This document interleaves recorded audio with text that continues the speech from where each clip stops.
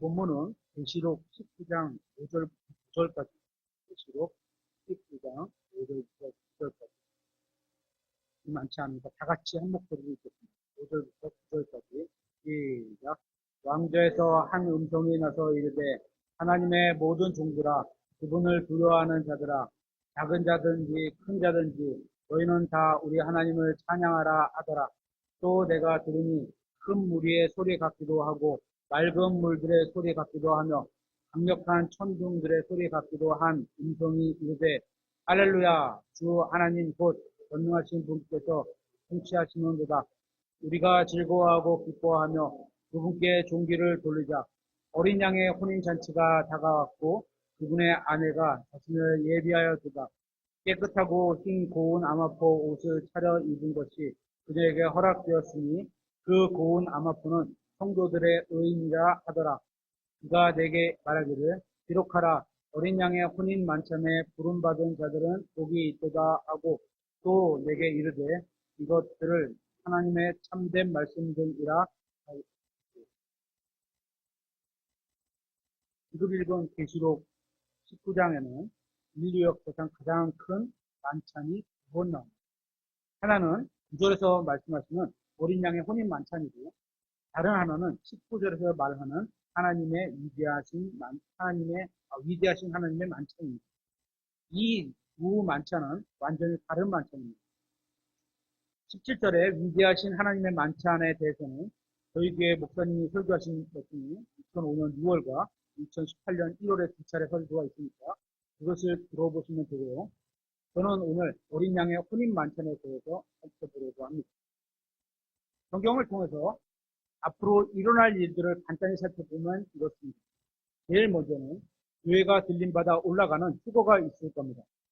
그게 앞으로 언제 일어날지, 오늘인지 다음 달인지 내년인지 100년 후가 될지 알 수는 없지만 앞으로 언제든지 주님께서 공중으로 오셔서 구원받은 사람들의 이름을 예를 들어서 시오나 이리로 올라오라 이런 식으로 자기 이름을 부르실 겁니다. 자기 이름을 부르실 겁니다.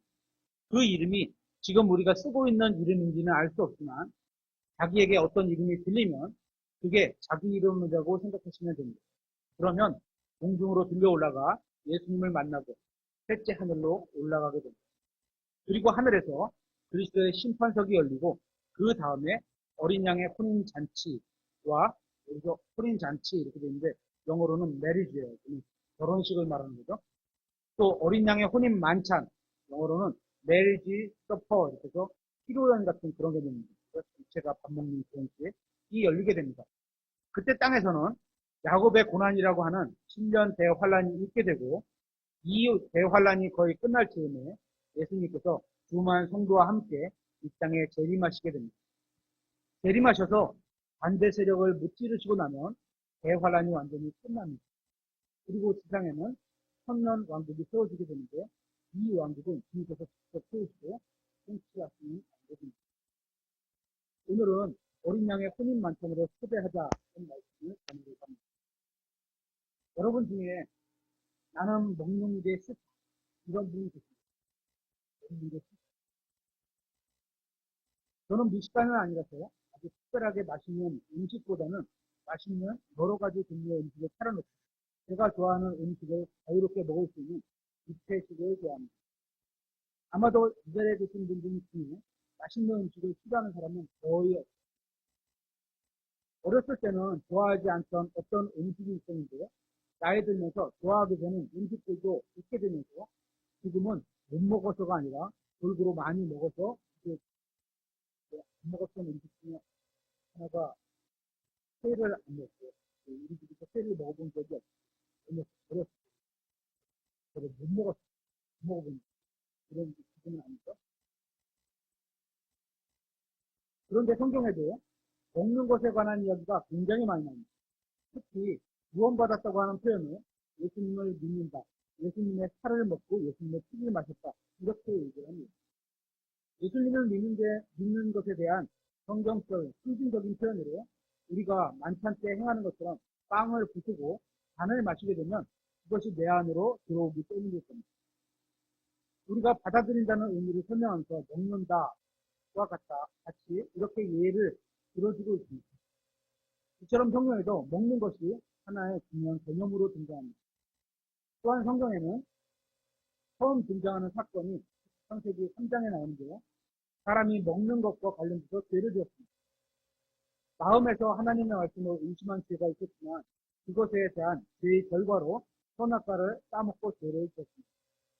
게다가 성경 마지막 책인 계시록 끝부분이 19장에서도 마지막까지 어린 양의 혼인 만찬이라든지 같은 장 17절에서 위대한 하나님의 만찬이라든지 인간의 역사의 거의 처음부터 끝까지 먹는 이야기를 하고 있는 걸 보게 됩니다. 그래서인지 교장교회들에서는 식탁 공동체라는 표현으로 모일 때마다 음식을 나누면서 교제하는 걸 보게 됩니다. 오늘 본문에서는 어린 양의 혼인 만찬에 참여하는 사람들이 있는데 거기에는 아내로 참여하게 될 구원받은 사람들도 있는 겁니다. 그때에는 어린 양의 결혼 예식이 끝난 뒤이므로 우리는 남편이신 그리스도와 함께 오늘 이거 본문을 보니까 아내 이렇게 됐죠. 신부 이렇게 됐다가 이제 드디어 아내란 표현을 쓰셨죠. 신랑이신 그리스도와 함께 이 만찬에 아내로 참여하게 됩니다. 만찬에 참여한다는 것은 음식을 먹는 겁니다. 예수님과 함께 좋은 음식을 나누게 될 것이라고 성경은 말씀하고 있습니다. 이처럼 성경에는 먹는 것에 관한 이야기가 굉장히 많이 나옵니다.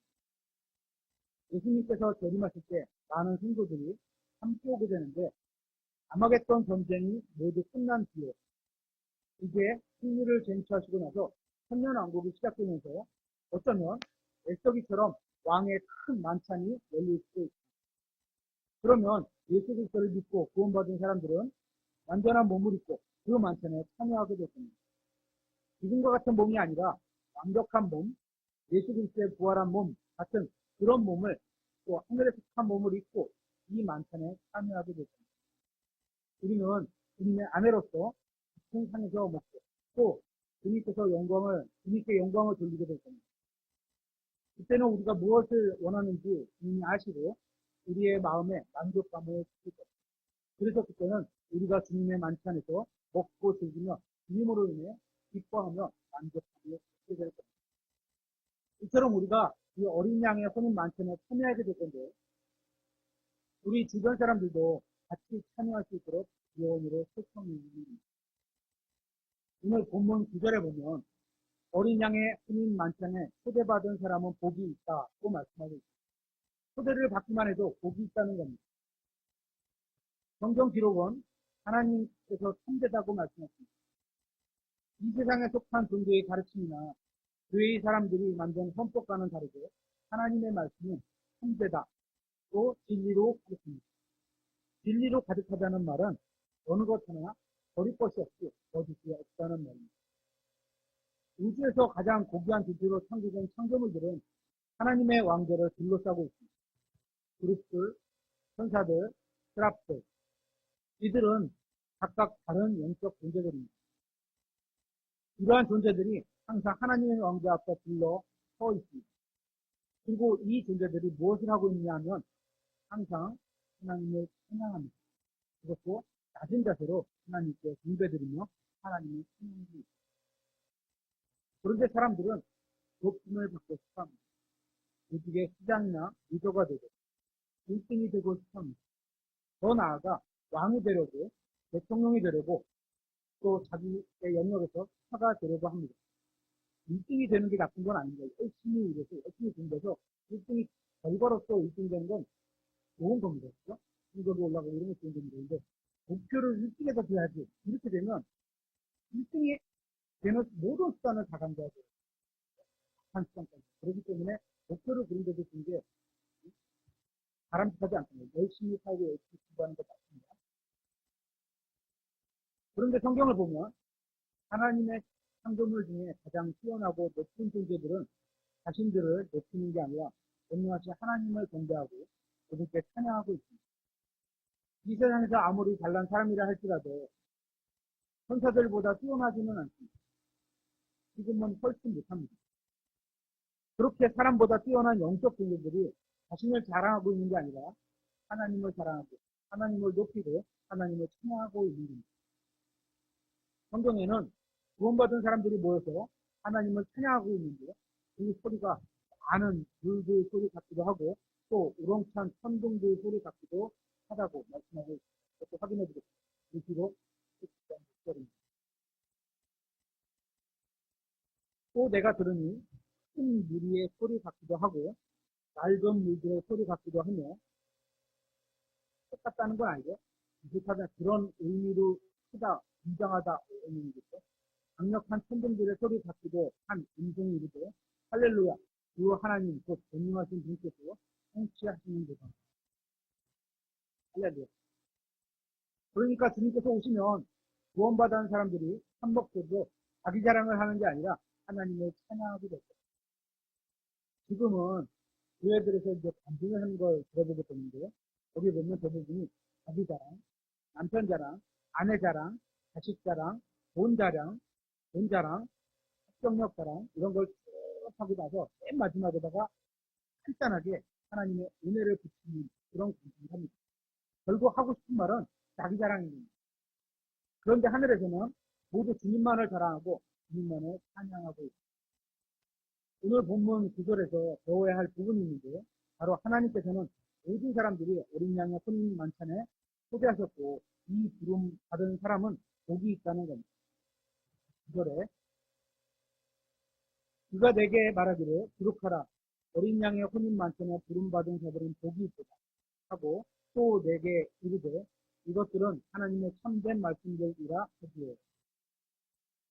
성경은 우리가 하늘나라에서 어떤 모습으로 살게 될지에 대해서는 구체적으로 말씀하고 있다.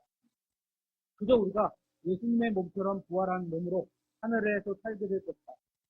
하늘나라에 우리가 살게 될 집이 있다. 그 정도입니다. 어떤 몸인지, 어떤 형태의 집인지 구체적으로 말씀하고 있지 않습니다. 또 하늘나라에서 우리가 어떤 옷을 입고 있을 건지, 어떤 음식을 먹을 건지, 고기를 먹을 건지, 생선을 먹을 건지, 새소리를 먹을 건지에 대해서 말씀하고 있지 않습니다. 성경의 일부 구절을 근거로 큰 그림만 특기가 되듯이 정확하고 자세히는 모릅니다. 그런데 어린 양의 혼인 만찬에 참여하게 된다면 복이 있다고 말씀하고 있습니다. 여러분 중에 구원받아서 어린 양의 혼인 만찬에 그의 아내로 참여하게 되는 사람은 복이 복 받은 사람입니다. 그리고 하나님께서 잔치에 초대하는 사람들이 있는데요. 어떤 사람들이 있는지 한번 찾아보도록 하겠습니다. 누가복음 14장 12절입니다.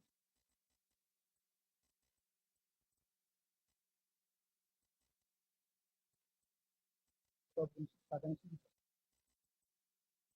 그때 그분께서 또한 자기를 초대한 자에게 이르시되 네가 점심이나 저녁을 만들거든 내 친구들이나 형제들이나 친족들이나 유한 이웃을 부르지 말라. 누군가를 초대하는데 우리 같으면 이런 사람을 부를 건데 예수님은 그런 사람을 부르지 말라는 거예요. 그런 이유가 있죠. 그들도 너를 다시 초대하여 내게 보답할까 염려하노라.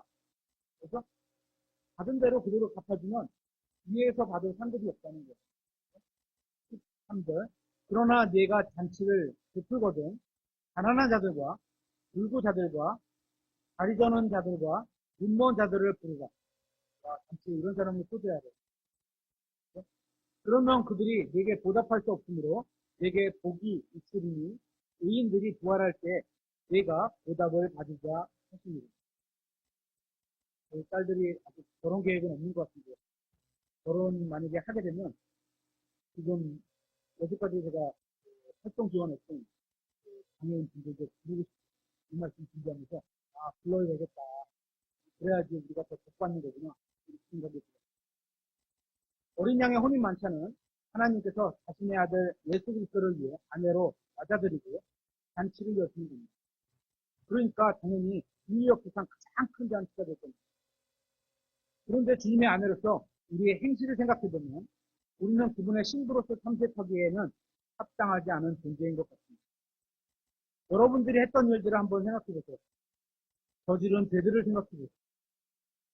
거룩하시고 의로우신 하나님께서 하늘의 영광에서 충만한 만찬을 여시는데 여러분을 초대하셔야 할 만한 이유가 있으실까요? 만약에 여러분이 정직하게 생각한다면 거룩하신 하나님께서 잔치에 초대할 사람을 초대할 사람의 명단을 작성하실 때 여러분의 이름이 명단에 포함되어야 할 이유가 전혀 없다는 사실을 인정할 겁니다. 그렇지. 만약 우리나라 대통령이 잔치를 여는데 초청장 명단에 제 이름이 들어가 있다면 그게 더 이상하지 않을까요? 대통령 잔치에 제 이름이 들어가 있다면 저는 이상하다고 여길 겁니다. 너무 이상한 거 아니야? 이렇게 생각할 겁니다. 사진 전화법까지 해볼 겁니다. 그렇게는 안 되겠습니다. 제가 초대받아야 할 이유가 전혀 없기 때문입니다.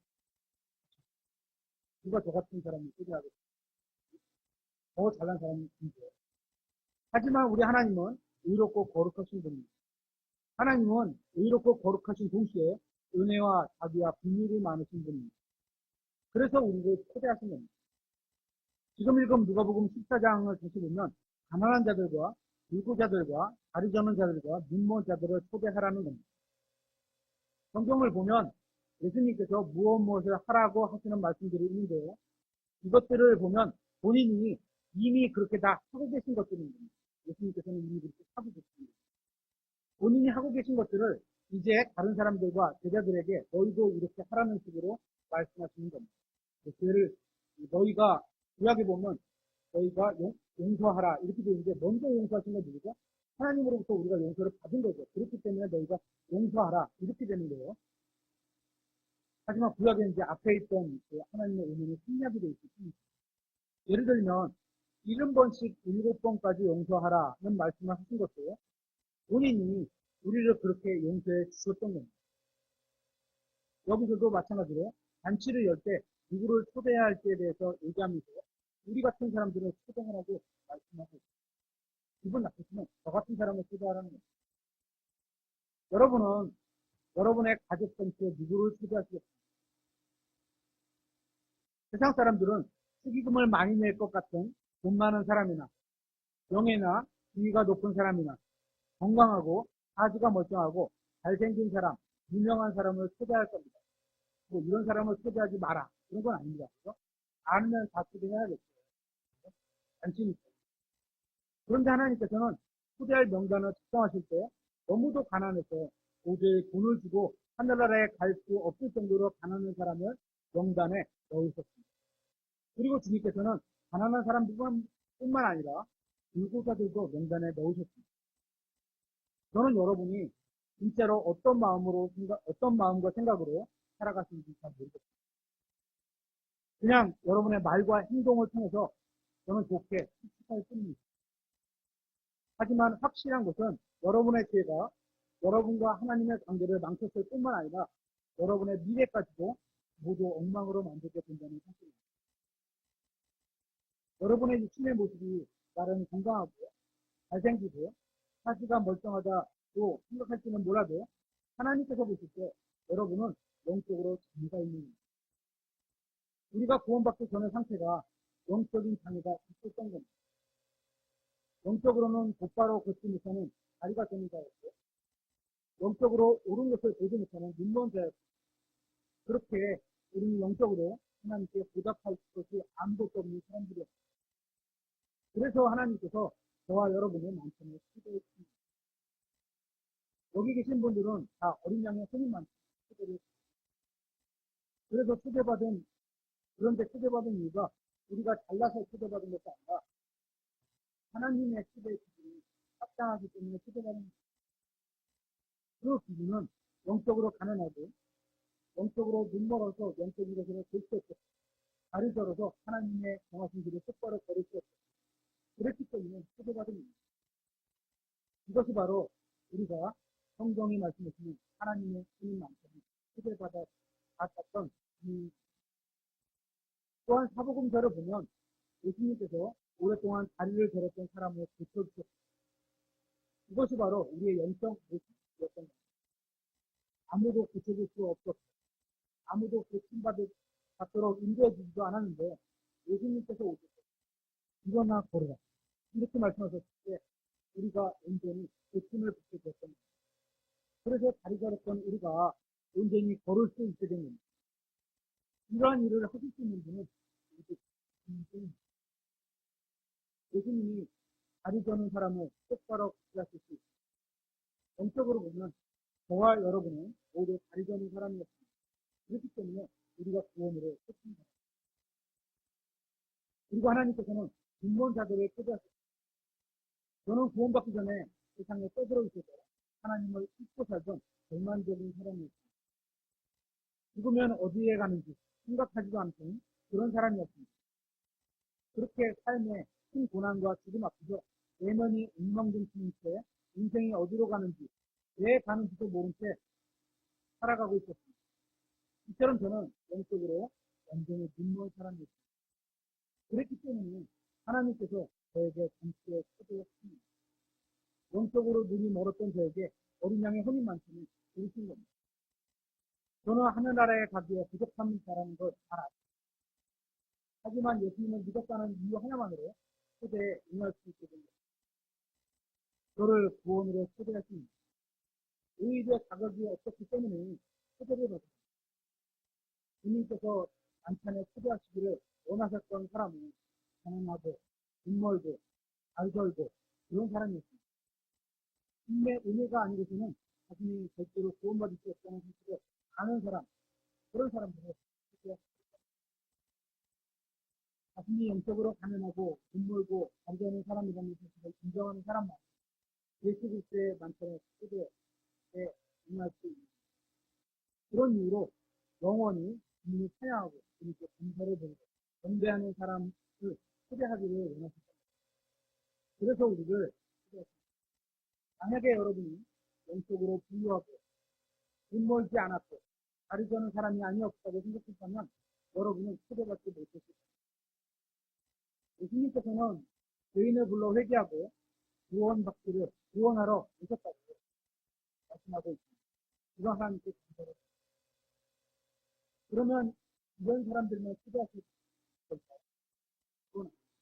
이 단체는 누구든지 원하는 사람은 어린 양의 혼인 만찬에 참여할 수 있습니다.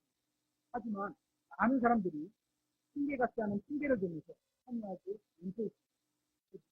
14장으로 15절을 보면 예수님은 이 땅에서도 왕국 백성같이 살라고 말씀하셨고 이것을 어떤 세상이 하늘에서나 그렇게 살게 될 거라고 말씀하셨습니다.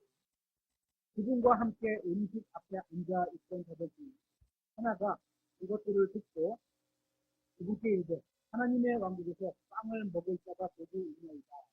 이렇게 말하고 하나님의 왕국입니다. 예수님께서 가난하고 다리 절고 눈 멀고 이런 사람을 초대하신다고 하니까 제자들이 그걸 듣고는 하나님은 물리적인 왕국이 아닌 영적인 왕국 얘기를 하고 있다. 이렇게 생각하고 있습니다. 그때 그분께서 우리에게 이르시되 어떤 사람이 성대한 만찬을 만들고 아는 사람을 초대한 뒤 식사 시간에 그 초대받은 자에게 자기 종에게 돈을 보내 이르기를 오라 이제 모든 것이 준비되었느니라 하네. 여러분은 모두 어린 양의 손님 만찬에 초대를 받아 그 부탁을 받지 않았죠. 여러분 중 누구도 이 초대를 계획된 사람이 있을 겁니다. 왜냐하면 이 세상에 태어난 모든 사람들은 다 어린 양의 손님 만찬에 초대를 받았기 때문입니다. 여러분이 어떻게 살았던지와 상관없이 하나님께서는 여러분을 자신이 완벽하게 준비한 만찬에 초대하셨습니다. 여러분은 이 만찬에 참여하셨습니다. 앞에서 살펴본 것처럼 여러분이 이 만찬에 참여하기 위해서는 자신이 영적으로 완전히 하나님께 가난한 사람이 되는 것을 인정해야 합니다. 여러분 스스로 힘으로는 하늘나라에 갈 수 없고 영적으로 다리 절고 영적으로 보지 못하는 소경이고 이런 사실을 인정해야 합니다. 하늘나라에 가고 싶은데 예수님께서 데려가지 않는다면 스스로의 힘으로는 갈 수 없는 존재라는 사실을 그들이 다 하나같이 변명하기 시작하여 그때 사람은 그에게 이르되 나는 땅 한 이득을 샀으므로 반드시 가서 그것을 보아야 하니 원하건대 내 사장을 합니다. 지금 이 순간에도 수많은 사람들이 그 길에 생각합니다. 하나님께서는 구원의 길을 보여주시고 영원한 생명을 나눠주시고 어린 양의 혼인 만찬으로 초대하시는데 사람들은 영원한 것이 아닌 이 세상의 일시적인 생활과 재물에만 정신이 쓰여 있습니다. 사람들 대부분이 이 세상의 어떤 일시적인 것들에 정신이 쓰여 있습니다. 그런 것들에만 온통 마음을 빼앗겨 하나님의 영원하신 생명으로 그리스도의 수제에는 관심조차 갖고 있지 않습니다. 금방 사라져버릴 것이기 때문에 영원한 것에 되지 못하고 살아가고 있는 겁니다. 이 세상의 재물은 언젠가 모두 사라져버릴 것입니다. 우리가 지금 눈으로 보는 것들이 언젠가는 다 사라져버릴 것입니다. 그것뿐만 아니라 여러분의 육신, 이 끝나는 날도 올 겁니다. 이게 진실입니다. 그때는 하나님의 초대를 거절한 게 얼마나 성숙한 일이었고 얼마나 어리석은 일이었는지 깨닫게 됐습니다. 이 세상에서 10년, 20년, 아니면 좀 더 길고 50년, 60년간 쓰고 없어질 것에 정신을 팔려서 영혼을 준비하지 못했습니다. 그것보다 불쌍하고 안타까운 살자를 보면 굉장히 어리석은 변명을 하고 있습니다. 여러분이 생각해보세요. 여러분은 땅을 살 때 먼저 보고 삽니까? 부모님이 땅을 먼저 사고 그런 게 아니고 보고 살 겁니다. 그런데 이 사람의 핑계가 샀으니 보러 간다는 어처구니없는 변명입니다. 또 다른 사람의 변명을 보시면 그대로 다른 사람은 이렇게 나는 또 5개를 사고 이것들을 시험하러 가니 원하건대 내 사정을 여러분이라면 표를 사기 전에 먼저 시험해 보겠습니까? 아니면 사고 나서 시험을 해봅니까? 이것도 초대의 응어리 실천한 변명의 불가. 복음을 전하자 보면 사람들이 다양한 이유로 들어 거절하는 것이 있습니다. 때로는 정말 현실적인 이유들도 있겠습니다. 어떤 경우는 참 이상할 만큼 말도 안 되는 변명을 하는 경우가 있습니다. 본문을 보면 이 사람들은 정말 어리석은 말을 하고 있는 사람들은 자신이 왜 하나님의 초대를 거부하는지 그 이유를 솔직하게 말할 용기가 없는 이게 용기인 거죠. 그런 용기 쓸 수가 없는 거죠. 20절에도 또 다른 친구가 나옵니다. 다른 사람은 이르되 나는 잠과 들었으니 그래서 갈 수 없는가 하므로 구원받고 싶기는 하지만 또 교회를 다니고 싶기는 하지만 내 남편 때문에 내 아내 때문에 아버지 때문에 어머니 때문에 구원받을 수 없다고 하는 사람들도 있습니다. 하지만 죽어서 지옥에 가고 나면 그게 무슨 소용이 있겠습니까? 죽어서 지옥에 가면 예수님을 믿지 않겠다고 말하던 신계들이 얼마나 어리석은 것인지 깨닫게 됩니다. 하지만 이 설교를 듣고 있는 분이라면 아직은 기회가 지금이라도 예수님이 누구신지 그분이 여러분을 위해서 해놓으신 일들을 믿고 그분을 주님으로 받아들여서 구원합니다. 그래서 요한계시록 17장에서 말씀하신 것처럼 어린 양의 손님 많잖아요. 참여함으로 받은 사람이 계시고 누구든지 여러분이 구원받고 예수님을 믿는 것을 못마땅하게 생각하고 좋아하지 않는 사람들도 있을 겁니다. 하지만 그 사람 때문에 어린 양의 손님 만찬으로 부르시니 하나님의 시청을 거부하는 것이 정말 어이없습니다. 여러분이 지극히 이성적이라면 생각을 판단할 능력이 자기 판단할 능력이 있다면 이 세상을 선택하는 것이 아니라 예수 그리스도를 선택합니다. 하나님의 뜻에 응해야 하는 이 뜻에 진지하게 받아들여서 구원받은 사람은 또 다른 사람을 구원으로 초대합니다. 그 종이 와서 자기 주인에게 이 글들을 알리니 그때 집주인이 놓아요. 자기 종에게 이르되 빨리 도시의 거리와 골목길로 가다가 가난한 자들과 불구자들과 가리되는 자들과 인문 자들을 데리고 오라. 여러분이 구원받았다면 여러분은 다른 사람들 구원받았도록 그들을 억지로라도 초대해야 합니다. 그 용이 이르기를 주인께서 명령하신 대로 하였습니다. 여전히 자리가 있나이다 하니 자리가 들어있습니다. 주인이 용에게 이르되 큰 불과 한 울타리로 나가서 그들을 억지로 들어오게 하여 내 집을 채우라. 내가 너희에게 이르노니 초대받은 그 사람들 중에서는 아무도 내 만찬에 맛보지 못하리라 하였느니라. 여기서 한글로 억지로 하고 번역한 영어 단어는 컴펠입니다. 이 단어는 강요하다, 도모하게 만들다, 미치게 만들다 그런 의미입니다. 성경은 우리가 다른 사람에게 복음을 전하라고 말씀합니다. 예수님을 알려주라고 말씀하고 있는 겁니다. 또한 구원으로 어린 양의 혼인 만찬에 초대하라고 말씀하고 있습니다. 그런데 사람들이 거부하면 억지로라도 오게 하라고 말씀하고 있는 겁니다. 그러면 여기서 억지로가 뭐죠? 억지로. 먹기 싫은데 먹으라고 강요받는 겁니다. 하기 싫은데 하라고 강요받는 겁니다. 공부하기 좋은 사람 있어요? 있어요? 공부 즐겁게 하는 사람 있어요? 공부 들어요? 이게 그렇지 않고 음악을 하니까 또 필요해요. 그래서 부모님들 어떻게 해요? 억지로 공부를 시키잖아요. 그래서 이거 억지로입니다. 그래서 하게 하는 거예요. 하게 하면 성적이 올라야 안 올라요. 오르죠. 그런 겁니다. 그런 비슷한 거예요. 그렇게 강권하라는 겁니다. 만약에 여러분이 억지로라도 예수 그리스도의 개인적인 구원자로 받아들였다면 사정이 어떻든지 모르지만 과거에 아버지가 목사님이셨을 그의 선생님들에 의해서 이미지가 억지로라도 받았을지도 몰라요. 받은 거예요. 여러분 구원 받은 겁니다. 그래서 하늘나라에 가게 될 것이고 영원한 생명을 소유하거든요.